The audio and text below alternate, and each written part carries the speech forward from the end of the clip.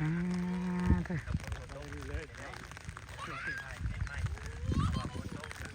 ได้เส้นทางไหมบ่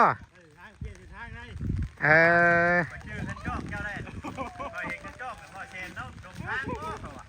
มาทางไม้ที่บ่ได้เส้นทางสายไหมเนาะ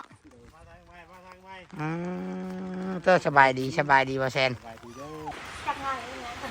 มันบ่มีเนาะ มันบ่มีจะกินไปบ่ได้ลำบ่มื้อนี้น่ะ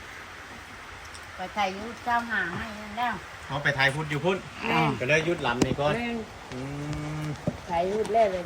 คือมาดำอ่ะ เพราะว่าให้น้ำข้างเนาะ บนตั้งกล้องก่อนพี่ เอาบ่ไทยก็น้ำก็บ่ข้างคือว่าแหละฝนตกน้ำ ข้างได้แบบนี้ก็น่าตัวนะ อ ทำตกทำเข้ามาท่วมตีนบ้านน่ะไม่ได้ดำน้ำเพราะว่ามันชื่อรักงาน กลางกันพี่น้อง ทำออกแกล้งแล้วมัน บ่ตอนเฮาออกไปเมื่อวานนี่คือฝนแห้งแท้ ให้ดูดำนี่ ทำบ่มีน้ำเนาะตกแต่ละมื้อเพราะทำนี้เนาะ ทำนี่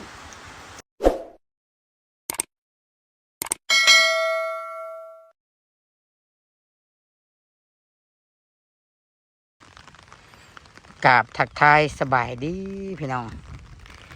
สบายดีและก็สวัสดีเด้อเบิดสู่คนเบิดสุหมองสุบอนพี่น้องเลยเนาะตอนนี้ก็มาเที่ยงหน้าแม่ป้าเสือเด้อสบายดีแม่เอฟซีทุกคนทุกฐานเนาะพอๆกับตุสิปันสุขพี่น้องเลยเด้อผลก็ตกทุกคนเลยตกบ่ยอมหยุดบ่ยอมเศร้าเลยเบิ่งก็มีผลนี่เนาะ ลำบากทุกคนเลยลำบากอะไร ลำบากในการถ่ายคลิปลำบากในการไปการมาอดทนเนาะเพื่อว่าอยากช่วยเหลือคนคนหนึ่งให้มีที่พักอาศัยให้มีบอนอยู่บอนเสาเนาะก็ช่วยเหลือกันพี่น้องเอ้ยเฮ็ดจังได๋ซั่นเนาะคันเฮาบ่มาคันตุชิตบ่มาคันทีมงานบ่มากับเพิ่นก็สิบ่ได้รับการช่วยเหลือทุกคนก็สิบ่ได้เห็นเนาะตอนนี้ทุกคนเอ่ยหลังจากที่ว่าไปหาคำหลามาเนาะก็ได้แวะมาพี่บาทนี่ได้แวะมาพี่ได้เข้ามาหาป้าเสือพี่น้องเอ้ยเนาะก็คือว่างานเขาก็ยังไม่ได้จบได้อยู่พี่ทุกคนเลยเนาะก็ยังนี่แหละปงเอี่ยมเนาะนี่ปงเอี่ยมนี่ปงเอี่ยมครับตัวทั้งเทิงนี้เอาเฉลี่ยออกเนาะแต่ว่าช่วงนี้นะรถล่างมันเข้ามาเยอะทุกคนเลยเนาะแก่เครื่องแก่ของมันยังเข้ามาเยอะมันก็เลยเขาก็ต้องได้โจะก่อนได้หยุดก่อนอีกอย่างลุงแก้วแล้วก็ขอเวลาดำน้าเราอะขอเวลาดำน้าเนี่ยเด้อเราอะเนาะโดยเชิญแชบแม่จะได้ขึ้นไปหาเด้ออันนี้ลูกสาวเราอันนี้สบายดีป้าเห็นยังกินอันนี้ต้มหวาน ต้มน้ำหวานคิดว่าแกงหน่อไม้อีกเลยมังแน่มาเพิ่นกับพี่น้องเลยมันก็นอนผิงไพ่อยู่นี่ได้มาหน่อยแล้วก็เครื่องคองกับโบแมนอย่างเด้อพี่น้องเด้ออย่าว่าสั้นว่าซี่อันในกล้องตารางที่อย่างนี้คือทุกคนเห็นได้นี่จักขีตากดูเสียนี่ตากอันเครื่องคองก็ได้มันบ่มีบอลตากมันเปียกเนาะมึงในไตบาปลาวนาโนนนี่ตกอยู่กับยังบ่ได้มีได้นำในเทิงนี่ตั้งบ่มักน้ำมาลีนาทงนี่น้ำจนล้นห่วยล้นห้องแกงหน่อไม้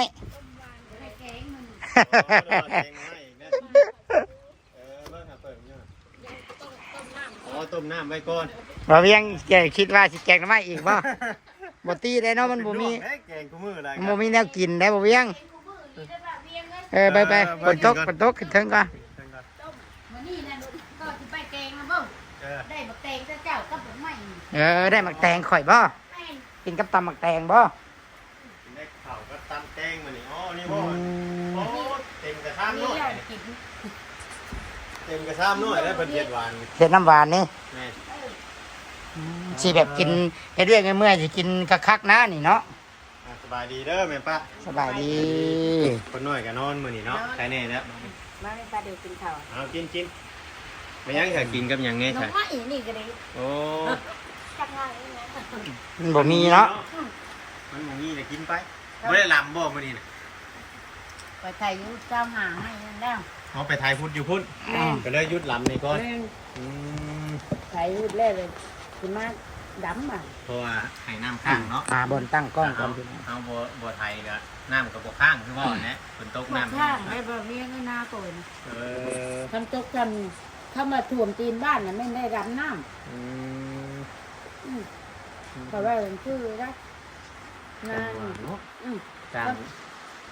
างกันพี่น้อง ทำออกแกล้งแล้วมัน บ่ตอนเฮาออกไปเมื่อวานนี่คือฝนแห้งแท้ ให้กระดำนี่ หากบ่มีน้ำเนาะตกแต่ละมื้อพอซ้ำนี้เนาะ ทำนี่ เคยมีอยู่บ่สักดุ่มลำนี่ก็ ก็แบบชื่อแล้ว เอาคำมันเทิงนี่ก็แม่นดุ่มลำดุ่มเนาะเออ จักลุ่มตะเกาก็ได้แต่บ่ได้ดูทั้งเขาจักลุ่มคน อืม หน้าคน บอกง่ายๆว่า อืม ถ้ามีหนองชาโบนึงชาอยู่นี่เนาะ อืม มีหนองอันหนึงเนี่ยครับเราสามารถดูดลำหมู แม่ นี่ให้มันเร็วทั้งว่าใกล้เทียงแบบนี้เนี่ยคำว่าเขามีน้ำมีหยังนี่มันงามได้เขา น้ มีน้ำมีหยังเศษนะ มันเป็นหยังคืองาม มันแบบจะค่ายว่า หน้าตีนบ้าน เน่แบบคุณสีง่วงมันหยังเนาะไหลใช่นี่ว่ามันงามไหนทำมีน้ำเศษตลอด ำอันนี้ยาโต๊ะกับแม่แม่ ขาดมีผลเมนเบิดน้ำเนาะ แม่ ขาดมีผลเมนเบิดน้ เบิ่ง ำเขาคิดว่าสิบโบโต๊กได้มือนี่ไม่ได้มาพี่แบบฝนตก ทำคือเด็กเนาะ บ้านข่อย มื้ช้ บ้านเฮาบ่ได้ตกเด้ เช้านี่บริโตกน้ำบานออกมาพี่มาที่แบบคนดิน อันนี้ก็ไปโต๊ะกันบัดสิซอยมาสิโต๊ะ อืม คือนี่ก็ไปโต๊ะ อืม ได้หมักแตงเนาะกินเนาะ เนี่ย แตงเอามาฝาก นี่เขาเป็นแตง ถ้าเดียวตำเทื่อนึงแล้ว อ่า เข้า หน่อไม้สด กินบ้านเฮาน่ะบ่อึดแนวกินนะบ่ได้อึดได้แนวอยู่แนวกินยำตลาดมื้อตลาดนัดเนาะ นี่ จนดับ ยามนี่มันเพราะว่ามีคนขายหันขายนี่แน่ยาม กบเขียดนี่ก็จนดับบ้านเฮาน่ะ หัวนะบ่อันนี้ก็มีอยู่มันสิงอไปเพื่อสิหันรถไฟไป ไกลเนาะ อืม บ้านปลาไหลถูเนาะ แม่น ทางนี้ก็แมงควมห่วยไปบ้านตูมวันยังบ้านตูม ย่างมันพุด วันพุธ ย่างก็มันจูงก็ไปย่าง อืม เพื่อสิไปสิมาแล้วมันง่าย เมื่อเช้านี่ทางเอเวียดเพิ่นว่าเพิ่นสิมาชงกันบ้านประตูกับไม้ชะระครับตามเราเห็นฝนตกแล้วระยะ แม่น เราว่าอยู่ได้คำมันเด็กคุณนะ2-3มื้อเรา มันแบบนี้ไปบ่ได้หรอก อืม มันเด็กเพิ่นก็สิงอเขา สิงอ มั มาน เพิ่ ด้ น วย ตุกมันหนาวอ่ะ แม่นสิงอมาบ่ติเพิ่นเนี่ยพี่น้องมันแบบนี้นะ บางทีเพิ่นตามกับทางห้องเนาะ แม่ทางกับทางบ่สะดวกแน่ครับคืออยู่บ้านนี่เราก็สินั่นอยู่ดอก แม่น แต่เฮาสิเกมาบัดใช้รถอันนี้มันมาบ่ได้อยู่แล้วมันใส่บ่ได้ไม้ฉลามยาวเนาะ4 เมตรเนี่ยทำไม2 เมตรเอาเกมาได้ เกงไม่เนาะ จ้ะ คิดว่ากินแกงหน่อไม้ได้ห่างหาคือเก่าบ่เอาคือว่าได้เฮ็ดนั่นน่ะ ต้นก็ว่านี่ เบิ่งไปเบิ่งเฮ็ดกัน เฮ็ดขมากบ่ ออกเนาะ ลานเช้ามาที่นี่เนี่ยมันบ่เป็นสิแกงน่ะเพราะว่า มันมุนเลยเนาะนี่สิเป็นเฮ็ดเถิง มันเปื่อยเลยเนาะ แม่นอันนี้อ่ะ นี่เฮ็ดข้าวหมากแดงๆเฮ็ดข้าวหมากคุณเจ้าเอิ้นเฮ็ดหยัง เป็นน้ำหมากคือเดียว ยังว่าเอิ้นต่างคือ บ่ แกงนา อันนี้พระเจ้าว่าเฮ็ดเฮ็ดข้ายาง ไม่กินได้บ่ กินได้เฮ็ดข้ายาง นี่ที่เป็นมันสิเป็นซีนพื้นเนาะ ได้เฮ็ดได้หยัง บ่ได้พื้นบ่ เฮ็ดข้าเอ้ย โอ้เด็ด ทำมันเฮ็ดข้านะโคกเลยเฮ็ด ทางนี้เฮาแบบขึ้นไปหาเฮ็ดได้หนึ่งสิลองไปเบิ่งก่อนเห็นเขาโพสต์ลงในโทรศัพท์หลาย เป็นบ่อันบ้าเพียงบ้ายุลิบ่ เบาดิ บ่ลิเต็มกระบุงกระตา ทางบ้านเนาะ อืม เห็นแล้วไม่หาวัดนี่แล้ว อ๋อเสียงว่าเบาลี่ ก็คือหนึ่งเข่าลายแท้นี่ อ้าวว่ามาเพื่อจะเด้าแล้ว โอ้ยชุมเฮา อืม คำว่าบ่ได้เฮ็ดเวียกเฮ็ดงานหยังน่ะชุมเฮาบ่ค่อยอยู่แบบเฮิง นั่นแล้วบัดนี้เพื่อถือว่ายันทะลาเมื่อดอก แห้งเติบได้ บนนึงบ่า เนาะ เพราะว่าเฮาบ่ได้อันเฮ็ดเวียกหยังหลายเลย คน มา นี้ ทาน นะ เล็กๆน้อยๆชุมเฮา เด้อ ครับ อยากอะไรกินได้เลยยากได้แก้วกินจุกินกินไปได้แล้ว มื้ออื่นเนาะคำลาเพิ่นว่าเพิ่นสิย้ายเนาะถ้าบ่เห็นว่าสิครับว่าสิอัน เป็นว่าก็ พอเชนสิซื้อสังกะสีเข้ามาแล้วบ่เนาะ แมน ถ้ามันง่ายก็ไปเฮ็ดกระต๊อบแบบเฮ็ดแบบเป็นสังกะสีนะ แต่ว่ามีลักมีเสาไม้ข้างในได้บ่เวียง นะบ่นะ เอาสิเอาแบบว่าเพราะว่าสิตอกสังกะสีตอกไม้ใช่เด้ ให้มันแน่นเนาะ แมนเพราะว่าเขาอันนี้น่ะมันฝนตก แต่ว่าอันบ่มีลมไปซื้อใดกันมีลมนี่โอ้ย มันเปิดตัวแล้วเป็น โตมันบ่ได้อยู่ได้ เอาใส่เฮาต้องแน่เนาะ แมน แน่จังสี ต้องแนบอีก มุงลงสวยเดียวเฮาก็หนีบนะ เพราะว่าบ่ง่ายว่าเพื่อคำลาจักสิได้เฮ็ดเฮือนยามใดสมมุติว่า เพื่อ อ่า สีซ่าสีไว้ตัวนี้เนาะ บ่ฮู้อนาคต แต่ว่าอันนี้ย้ายไปก็ซ้ำเฮ็ดให้เน้นนาซ้ำเทียงน้อยแล้วได้อันนี้นะได้ เพื่อกินแล้วเรื่องก็ง่ายเนาะ โอ้ย มาต้องดันยูทูบซะก่อน เพราะว่าเฮือนน่ะมันมีแต่เสาหนึงเดียวนี่ แม่ มีแต่เสาได้งบทางอื่นยังบ่ได้มีได้ยังบ่ได้มีหยังได้อืม เพื่อคือเขตที่ผ่านมาบางหลังก็อาจสิใช้เวลาหลนแน่ แม่น บางหลังก็อาจจะเป็นปี แม่ เนาะ น เพื่อสิได้เอาหลังหนึงบางหลังก็4-5เดือนแบบนี้นะบะ แม่ มันบ่ได้อันว่าสิตรวจจาดแล้วบัดเดียวเลยนะ แม่ และอีกอย่างคำลานี่เขตคำลานี่มันลำบากยังน้ำยามผล แม่ เฮ็ดก็ยากไปมากก็ยาก แม่ อ่า มีทางกับตีพี่ฮอกเนาะ แม่น เพื่อให้สิแก้ไปแก้มาบ่คือได้ช่วงแรกเนาะ แม่น อืม จักเอาให้สิเฮ็ดเฮือนใหม่หรือเฮือนปูนบัดนี้สมมุติว่ามีงบ เด้อ แต่ขนาดว่าเฮาสิติดประตูของป้านี่ครับมันเฮ็ดทั้งไม้ทั้งเทิงนี่ก็ยังบ่ได้เคลื่อนไหวน่ะย้อนหยังพี่น้องเบิ่งก็จักๆอยู่นี่ สภาพอากาศเนาะ อันนี้นี่ไร สภาพอากาศมันบ่อันเทียบพร้อมบ่ง่ายๆจ้ะพี่น้องเอ้ย โอ้ยเพื่อให้สิเฮ็ดตัวเป็นง่าย ฝนตกดินนี่มันบ่คือกับฝนตกแห้งไหนฝนตกแห้งนี่ตกจากนี่มันหยุดโดดเนาะ เฮา เอ้ย จักว่าอยู่ ฝนตกดินนี่เฮิงได้นี่จักมือแล้วบ่แม่นสิฮอดอาทิตย์แล้วปะจ๊ะ ลิ้นนี่ลิ้นมันจะเก้ากับเดือนเก้าเดือน10นะ ตั้งแต่มือมาเริ่มเฮ็ดเถียงเจ้าเนาะฝนตกนี่ อืม มันหลังจากเฮาบ่ได้เฮ็ดนี่ก็หลายมือเลยหรือว่าปกติมันเป็นเดือนเก้าบ่เดือน อันนั้นนะฮะว่าปกติว่าคำผลลิ้นนี่มันต้องเดือนเก้าเดือน10 เพราะว่ามันแปลกทรงคนเด้เดี๋ยวนี้เนาะปีนี้เนาะป้าเนาะ แม่นคำมันเฮาบ่เหนียวแม่นเดือนนี้เดือน8เนาะ เพราะมันเป็นแปลกทรงคน อืม แต่ แต่ ปกตินะมันสิเป็นตกอยู่เดือนเก้า แต่ แต่ เพิ่ มัน น เลย น่ะ เป็นฝนตกดิน แต่เพิ่นเอาบ่เข้าพรรษาเดือนนี้ แม่น แม่น เดือนหน้าเนาะเป็นหน้า แม่น เป็นหน้าแล้วเพิ่นเข้าพรรษา แม่นเข้าพรรษาแต่มาแต่เก้าก็ลิ้นเนี่ยก็เดือน10คน อืม แต่ก่อนน่ะลิ้นน่ะคิดเอานั่นนี่แหละ นี่คือลิ้นเดือนเก้าซำเนาะยามนี่เนาะ นั่นแหละแต่ว่าน่ะ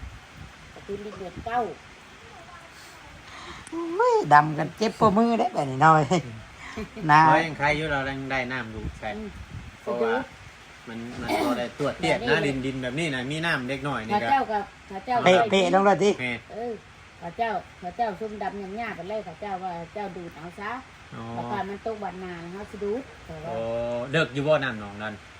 ก็เลิกตื่นได้ น้องเอารถโจกบ่คือรถลุก น้องแต่พ่อแต่แม่ไม่ได้ลูกเอ้ย โอ้ บาดนี้เลยพ่อ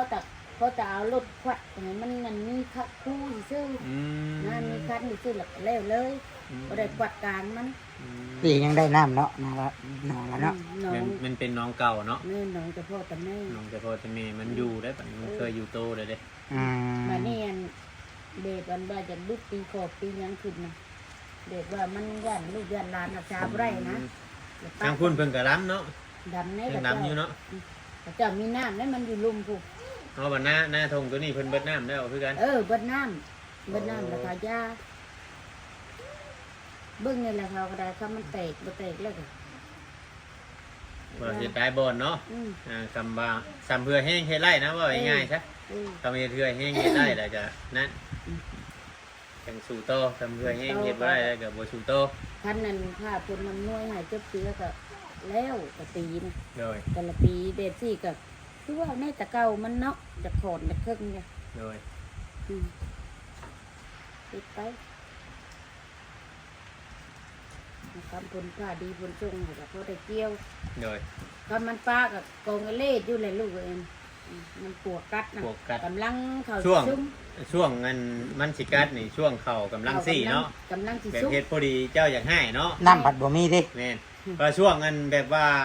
เฮาลำเข่างามนี่ชะออนอยู่เข่านะบ่แล้วว่าถ้าฝนป้านี่มัน เป็ สิ นป้าแหละ อันนั้นดูได้ กองเนี่ย กองงอกตัวได้ กองมันเอาไปได้แล้วรีบ แม่น หน้าก่อยคือเดียว เพื่อนเจ้านั่นคิดว่าเขาเห็นแน่นอนฮอนแนมมึงเนาะเพื่อนอันกอตารางหมดแล้วน่ะบ่ เฮ้ย บ่ทางโค้งอ่ะเด้อบ่ แม่น ๆ ติดกับทางโค้ง นี่ อ่ะ แม่น เนาะ อยู่นี่รถก็ว่าอยู่หลังนี่แหละ อันหัวคันใดคือหัวใหญ่คันใดเทียงน่ะเนาะ กันใดอันเจ้าเฮากันใดอยู่ในเด้อ ฮะ บ่เห็นนะกันใดอยู่ในเด้อ อยู่ในใดบ่เวียง เอ้าตัวกาดขึ้นบ่แม่นบ่ บ่ บ่แม่นหลังน่ะเอ้ย คันใดแบบคันใดนี่หันยังไม่เล่มันอยู่ในหันยังไม่มี โค้ง คันใดกันนะ โค้งทำอิฐพุ่นน่ะว่ะเฮือนน่ะใกล้โค้งทำอิฐพุ่นน่ะว่ะ แม่น ใกล้อันโค้งทางเข้าบ้านพุ่น มีกกหวานเป็นน้ำดอกซากกันแหละเพียงขานะ บ่แม่นบ่สิอยู่วังโค้งไปแล้วอยู่วังนี้รถบ่แม่นบ่ บ่แม่นโค้งอันในบ้านนี่บ่แม่นเนาะโค้งสิชื่อไปทางวัดนี่บ่แม่น ได้ ทางเข้าบ้านพุ่นน่ะว่ะ แม่น ทางเข้าบ้านบนแถวเฮือนเฮ็ดไม้พุ่นเขาว่าอยู่ นี่วิทย์หลังเห็ดไหม้มาแล้วมัน ใกล้บ่เฮือนเขาบ่ชงนะ ว่าสงอะไรอยู่ในเชิงกัน อ่า อะไรอยู่นอกแคบทาง อืม เลยค่ะเลยมีรถทนใดสั่งแม่นบ่เลยซึ่งนั่นแหละแม่นเรือนเอาซึ่งเดียว ถ้ามาอยู่วังโค้งน่ะมีโค้งเดียวแน่นำหะ บ่แม่น มันมีเหล้านะ บ่แม่นนะพูดทางเข้าบ้านพุ่นโค้งทางเข้าบ้านพุ่น เออ ปุดมาแหละ ทางดำๆตั้งในหนาเฮือนเมื่อเหลียเบิ่งก็จะ เออ เดี๋ยวมื้อเฮาคอยออกมื้อแนมเบิ่ แต่ ง ใหญ่ฮะว่าใหญ่กับลูกจูบหอมทางในยังบ่แล้วยัง เออ อ้อมไว้ก็ซื้อคันใดกับยังบ่มีแต่กันกะโลกกันยังไม่ปูนะมันปูดเมื่อไรดินั่น เด้ เล อย และมีแต่ว่าคำลาง่ายไปอันบนไม้บนหยังก็ทั้งแม่ป้าบอกสอนตืม นั่นแล้ว แกนว่า อืม เราบอกว่าได้คนบอกเคยอัน แม่นเลย มีเงิน เนาะ คือนี่กับพ่อเดียวเองกันนั่นเลย อ่า หาว่าลูกเอ้ยคันว่าสิเอาก็เอาความคันบ่เอาแล้วก็เลิกไป กับเวลาเขาบอกเขายังเนาะ เพิ่นดึงขึ้นซ้ำนี่เลยตัวจะลงไปเที่ยวทางเก่าก็ยา อืม แม่นแล้วป่ะ อืม นะเบ้า โดย อืม ไอ้กี้ว่าคิดย้อนหยังคิดมีแต่ลูก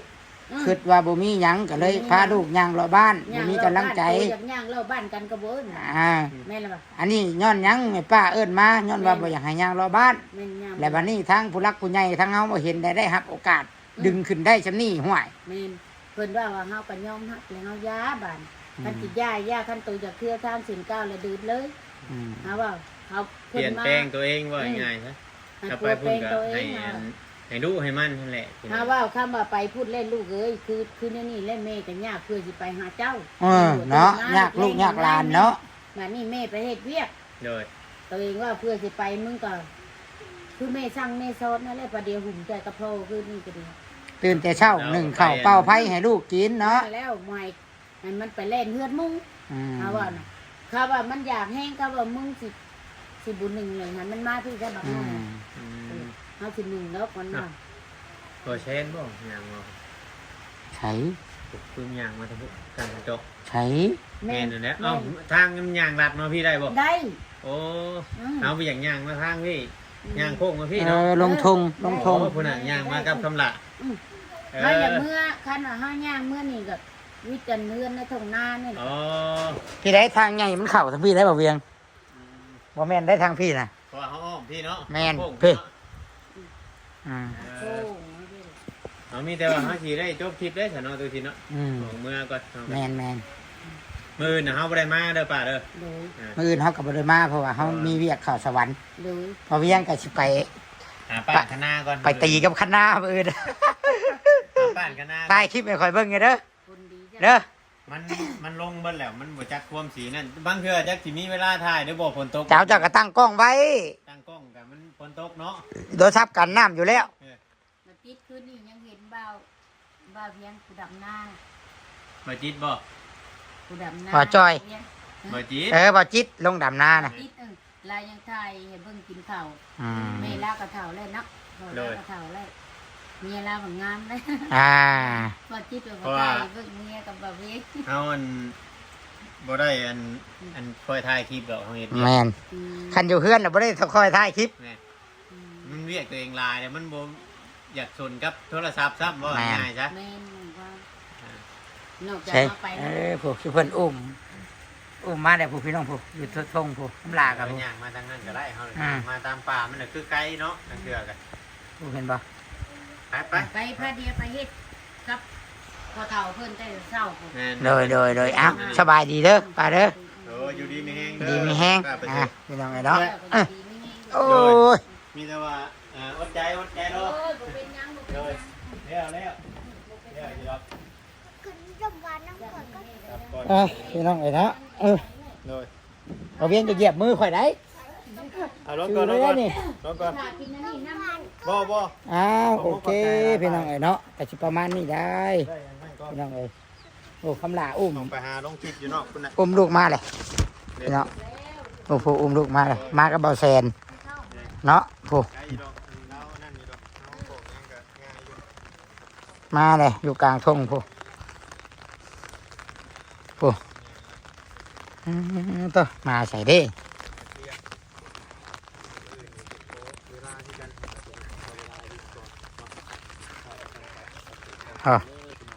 มาเลย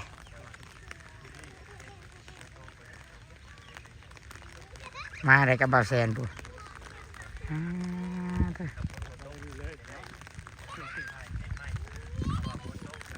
ได้เส้นทางไหมบ่เออ ชื่อท่านจอกเจ้าได้ก็เห็นท่านจอกกับพ่อเชนเนาะตรงทางมาทางไม้ที่บ่ ได้เส้นทางชายไหมเนาะ มาทางไม้ ก็สบายดีบ่แซน สบายดีเด้อ โอ้ได้เส้นทางไหมเนาะ มีนะ อืม มาส่งเมื่อบ่ายนี้ป้าลุง เออ กำลังส่งทาง เอาถังมาส่งแม่นคอยก็บอกอยู่ใช่นี่ อ่า ตามมากันแล้วทางนี้เลย ดี ทุกคนจะกลับก่อนเด้อบัดนี้เด้อบ่ใช่ กันยังบ่ได้กลับดอกก็สิไปกลับลงคลิปแล้วก็ไปถ่ายคลิปอันถ่ายเคสแถวเชโน่นี่นะโดย ทำฝนบ่ตกว่าจัน อันฝนบ่ตกเนาะ ฝนตกแห้งกับข้าวทางข้าวบ่ได้ ทางเข้าบ่ได้คือกัน ไปมื้อนั้นกับฝนตกแห้งกับข้าวบ่ได้ ดีแล้ว จะยังสิมาอยู่ อ๋อบ่จิตกำลังมา หาเก็บไปส่งเพิ่นจะมันเหี่ยมันเสียน แม่ ทางละ1,000 บาทบ่ได้ฮะ เพลงได้ถัง ทางละพัน ชอบเพิ่นแน่เนาะแต่มัน อ่า ดีแล้ว อยากตรงน้ำตรงอย่างเด้ฝนตก ยามนี้อยากตกน้ำฝนไว้กินบ่ว่าภายได้ตัวนี้ เอาออกก่อนเด้อบัดนี้เด้อโดยสบายดีเนาะสบายดีเด้อพี่น้องสบายดี